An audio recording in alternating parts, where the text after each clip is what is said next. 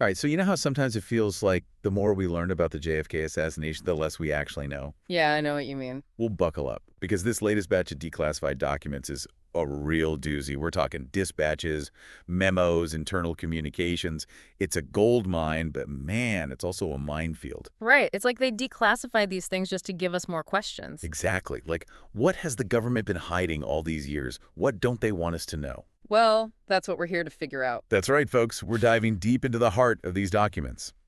And to make sense of it all, we're joined by, our resident expert. Hey, glad to be back. So let's get started, shall we? Right off the bat, we've got this individual codenamed AMFUNAA1. Oh, yeah, AMAUNA1. This one's interesting. Right. Cuban operative, recruited and trained by JM Wave, the CIA's big covert ops machine aimed at Castro's Cuba. Huge operation. Lots of moving parts. And this guy, AMFUNA1, Mm. he was described as, well, very skillful. Yeah. What jumps out at you about that? Well, first off, that kind of praise in these documents, it's not common. It's usually pretty dry, matter of fact.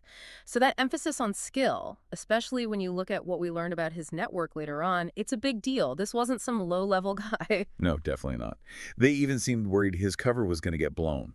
Specifically, they were worried about surveillance by the Cuban G2. Right, their intelligence agency. That's not something you'd worry about for a small-time player. This was high-stakes stuff. Definitely. And speaking of high stakes, it wasn't just AMFRUNA1 flying solo, so to speak. The documents talk about a whole web of subagents. Identity 2 all the way to Identity 15. So this wasn't just one guy, it was a full-blown network. Absolutely. A structured operation with lots of moving pieces. And what's fascinating is the variety of people involved. We're talking about a sister-in-law, a student, a former sales manager. It's a pretty diverse group. Yeah, a real mixed bag. Mm. What do you make of that? Why such a range backgrounds? Well, think about it. To gather intel effectively, you need access to all sorts of circles, right? A student might hear things on campus. A former sales manager might have connections in the business world. The sister-in-law, who knows? Maybe she's close to someone in the government. AMFUNA1 seems to have been building a network that could reach into every corner of Cuban society. That makes sense. A lot of different eyes and ears on the ground. Exactly. And, this wasn't some shoestring operation. The documents actually mention the monthly costs of running this network. We're talking serious money being funneled into this. Yeah, definitely not pocket change. Shows you how much they valued AMFUNA1's work. Right. And then there's how they communicated. Using the Spanish embassy, assuming false identities. It was cloak and dagger stuff, designed to stay under the radar. Real spycraft, huh? Yeah. But despite all the precautions, it sounds like things went south in March of '61. Yeah, these documents mention arrests and detentions within AMFUNA1's network. And they use this phrase, conspiratorial activity. Now that sounds a little more serious than just gathering intel. What do you think that could mean?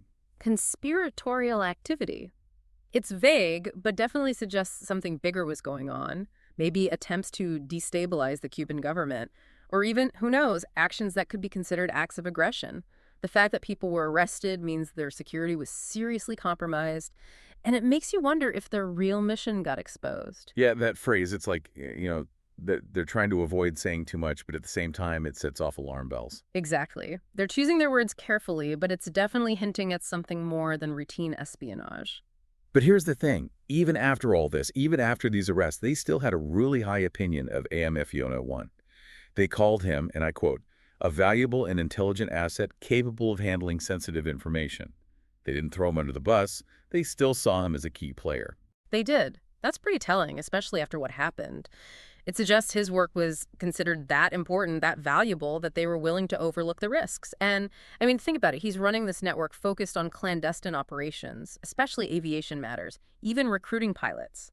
That's pretty specific. It is. And in the context of the JFK assassination, any mention of aviation really makes you sit up and take notice, right? Absolutely. It raises all sorts of questions. Could this network have been involved in setting up escape routes?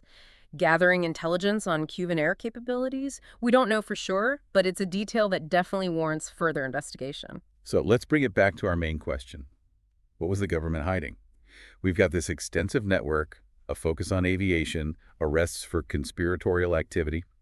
It's hard to see this as just simple information gathering. It is. It points to something more proactive, something that could potentially destabilize things. And it makes you think, How high up did this go? Who knew about this? Was there proper oversight? The level of secrecy surrounding AMFUNA1 suggests they were trying to bury this operation deep. Yeah, some serious questions there. And, speaking of secrets, there's another intriguing piece of this puzzle we need to talk about. The Research Institute of America. Oh, yes. Now, this is where things get really interesting. Right. So the documents detail this elaborate effort to create a cover story for a guy they call the agent, or sometimes Mr. Akon. He's got a background in international economic relations. Why go through all this trouble to cook up a fake background for him? Well, clearly they didn't want anyone knowing who he really was or what he was doing. A cover story that elaborate means his work was incredibly sensitive. And using a legitimate-sounding organization like the Research Institute of America, that's textbook spycraft, it gives him credibility, makes him seem like he belongs. Right, like he's just a normal guy with a normal job. Exactly. And his background in international economics, that suggests he was probably gathering intel on, well, international economics, maybe trying to understand what was happening in Cuba or elsewhere.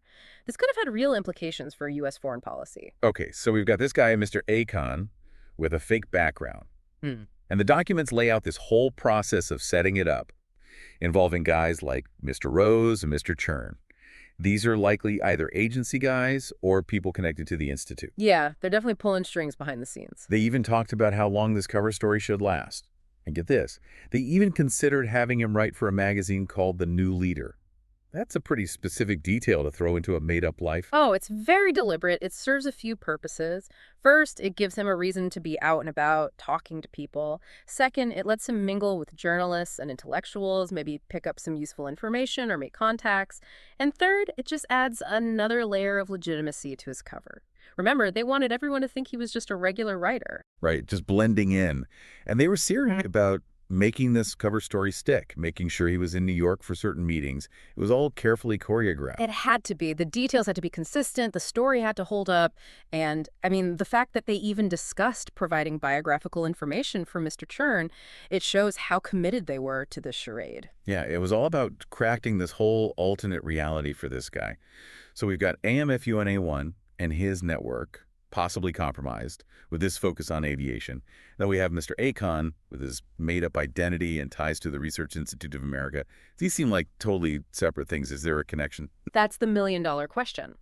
On the surface, they seem totally unrelated. But the level of secrecy surrounding both operations, that's what links them. They were clearly both very sensitive, and someone wanted them kept under wraps.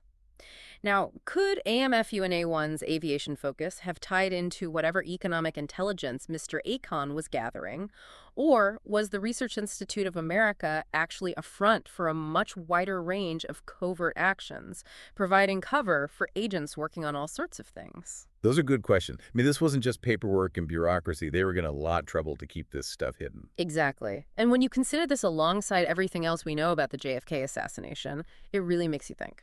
Yeah, it does. Because these details, they suggest something bigger is at play. It's not just routine stuff. It's something with real political weight.